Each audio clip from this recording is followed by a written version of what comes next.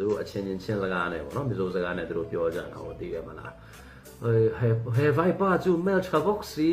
အဲ့လိုမျိုးသိရမလားတို့စကားနဲ့ဒီကလာဆောင်ရမ်းချောတယ်ပေါ့ဗျာသိတယ်မလားကိုကအဲ့ဒါရုပ်အရှိမထိုင်ပြီးနားထောင်နေရတာအရန်ချီနေဖို့ကောင်းကိုဘယ်လောက်ဆောင်ရမ်းချောကြအောင်တို့မျက်လုံးကဘလို့မျက်ခုံးကဘလို့သိတယ်မလားနှာခေါင်းကဘလို့ပေါ့နော်အရန်လှတယ်ဘလို့ပဲစမ်းတာပေါ့တကယ်တမ်းပြောရမယ်ဆိုရင်ကချင်းလူမျိုးတွေရဲ့အများစုမျက်နှာပေါက်ကိုကြည့်လိုက်တဲ့အခါကျဘာနဲ့တူလဲဆိုတော့ကိုရီးယားလူမျိုးတွေနဲ့ဆင်တယ်ကိုရီးယားလူမျိုးတွေနဲ့ဆင်တယ်ဆိုတော့ရုပ်ဆင်တာကိုပြောချင်တာမဟုတ်ကိုရီးယားလူမျိုးတွေလိုမျိုးပဲဒီလိုနှာခေါင်းတို့ကပြလေးတွေပြီးသွားတဲ့အခါကျမျက်လုံးမျက်ပေါက်ပေါ့နော်ချင်းတယ်မျက်ရည်မရှိဘူးအမွှေးအမင်မျက်ခုံးမွေးတို့ဘာလို့နဲတယ်ဒီလိုမျိုးတွေချင်းလူမျိုးတွေမှာများတယ်အဲ့တော့မျက်လုံးမျက်ခုံးပေါ့နော်အဲ့လိုကောင်းတဲ့လူနည်းနည်းရှားတဲ့အခါကျတို့တွေအားလုံးရဲ့အထက်မှာကိုယ့်ရဲ့ပုံစံကွဲထွက်နေတာလေကျတို့လူမျိုးတော့ဆိုတာအခုလိုပုံစံမဟုတ်ဘူးအခုမှဒါကျုပ်အိမ်အောင်ကြပြီးတော့ကလေးတွေရပြီးတော့နောက်ပိုင်းမှာမျက်နှာအစီပါးဒီအစီဒီထွက်လာတယ်ပြီးတော့မေးတွေပါတယ်ဒါတွေနှစ်ထပ်ဖြစ်ကုန်တယ်ပေါ့နော်အဲ့ဒီပုံမှာကျုပ်စောက်ခွက်ကအခုလိုကြီးဖြစ်သွားတာအရင်တော့ဆိုရင်ကဒီချောတွေပါတယ်ဆိုတာဒီလိုမျိုးတစ်ခါတည်းထင်းပြီးတော့မှမျက်နှာတွေလို၄တောင်ကြကြသိတယ်မလားအရက်ကြီးကလည်းကျုပ်ရက်ဆိုတာ6ပေကျော်တယ်အဲ့တော့မှအခုလိုမျိုးပေါ့အတန်ကိုကြည့်မယ်ဆိုလဲလုံးဝ deep voice လို့ခေါ်တာသိတယ်မလားအတန်ကြီးကလုံးဝလို့ယောက်ျားဆန်ကြီးဆိုတော့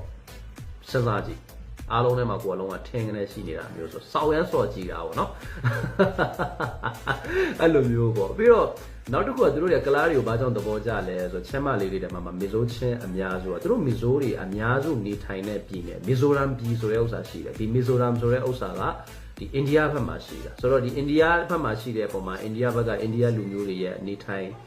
အစားအသောက်ယဉ်ကျေးမှုအမှုပညာဒီသချင်းတို့ပြီးတော့ရုပ်ရှင်တို့ဒါတွေတို့အကြည့်များတယ်တချို့မီဇိုချင်းတွေဆိုရင်ကကလားစကားတော့ကျုပ်တို့တော့ကိုကောင်းကောင်းတက်တဲ့အဲ့လိုချင်းတွေရှိတယ်